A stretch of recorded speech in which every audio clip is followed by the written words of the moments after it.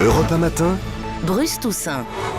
Il est connu comme le loup blanc dans la galaxie du web. Voici Guy Berenbaum pour Vue du Net sur Europe 1. Bonjour Guy. Bonjour à tous. Carla Bruni déclenche une véritable émeute sur le web et les réseaux sociaux en une seule interview dans Vogue.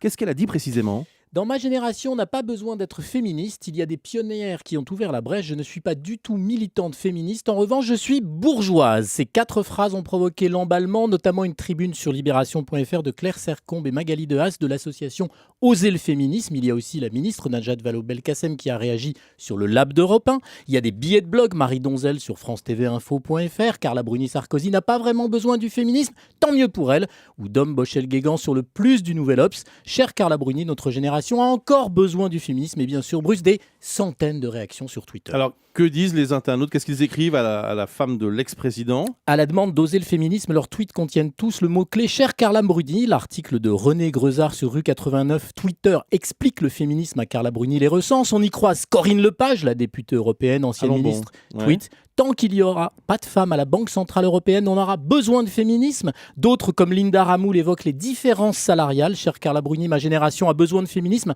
parce que je suis en solde à moins 27% toute l'année.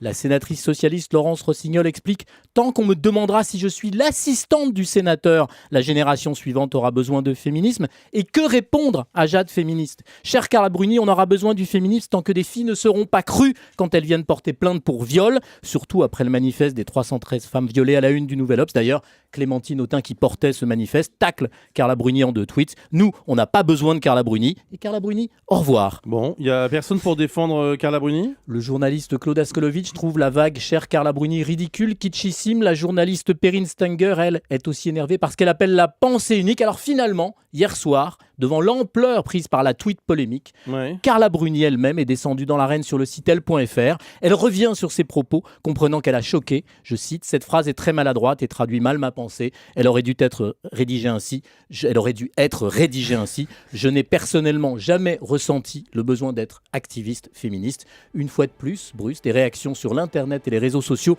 obligent une personnalité à préciser son propos. Les temps changent. Oui, et puis en revanche, ce qui ne change pas, c'est que le féminisme reste un tabou. Un vrai tabou. Qu'on n'a pas le droit d'attaquer. Ah, c'est comme ça sur Internet. Merci beaucoup, Guy Berenbaum.